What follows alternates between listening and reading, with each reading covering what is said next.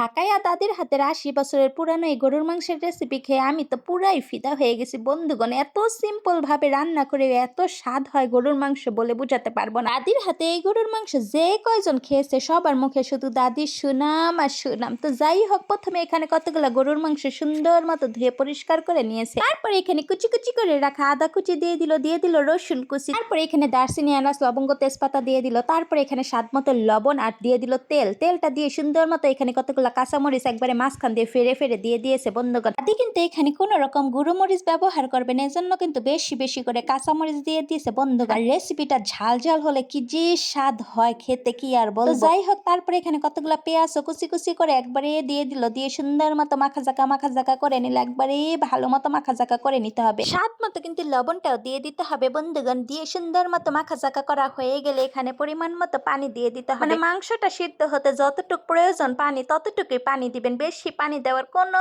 প্রয়োজন নাই। তারপর ঢাকনা দিয়ে আপনি 10 মিনিটের মতো রান্না করে নেবেন। 10 মিনিট পর ঢাকনাটা তুলে সুন্দর মতো আবারও নাড়াচাড়া করে নেবেন। একবারে সুন্দর মতো নাড়াচাড়া করে এখানে কতগুলো টমেটো একবারে কেটে নিয়েছি সেগুলো দিয়ে দিতে হবে। দিয়ে সুন্দর মতো নাড়াচাড়া করে সবকিছুর সাথে টমেটোটা মিশিয়ে নেবেন বন্ধুগণ। তারপর ঢাকনা দিয়ে রান্না করে নেবেন অনেকক্ষণ, যতক্ষণ পর্যন্ত মাংসটা সিদ্ধ না হয়। যখন ঢাকনাটা তুলে দেখবেন মাংসটা একবারে সুন্দর মতো সিদ্ধ হয়ে গেছে, নরম নরম তুলতুলে হয়ে গেছে, তখন নাড়াচাড়া করতে থাকবেন। নাড়াচাড়া করে এখানে কতগুলা লালু মরিচ মানে শুকনো মরিচ দিয়ে দিবেন বন্ধুগণ। সুন্দর মতো লাল লাল শুকনো মরিচ গুলো দিয়ে দিবেন। গরুর মাংসটা একটু ঝাল ঝাল হওয়াতে খেতে কিন্তু অনেক বেশি মজা হয়, একবারে মুখের সাথে লেগে থাকে জিনিসটা অনেকক্ষণ পর্যন্ত।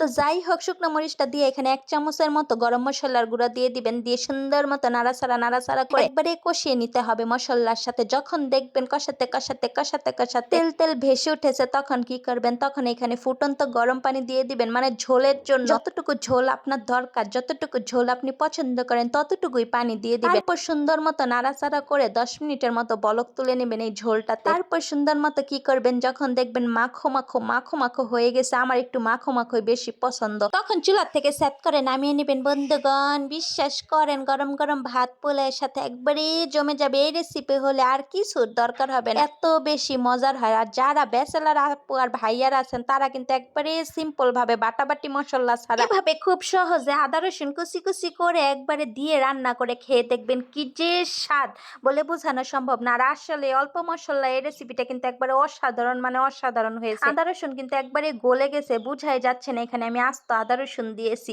যাই হোক, আজকের ভিডিওটি এই পর্যন্ত। গরম গরম ভাতের সাথে এখন জামাইয়ের কাছে নিয়ে যাব। জামাই গো জামাই, দেখো তোমার জন্য কি নিয়ে এসেছি, তোমার দাদির হাতের স্পেশাল রেসিপি। জামাইও কিন্তু একবার অনেক বেশি পছন্দ করে রেসিপি। যাই হোক, আজকের মতো এই পর্যন্ত। ভিডিওটি ভালো লাগলে সবার সাথে শেয়ার করে দিবেন, লাইক কমেন্টস ফলো দিতে কিন্তু একটুও ভুলবেন না। দেখা হবে নেক্সট কোনো ভিডিওতে। আল্লাহ হাফিজ।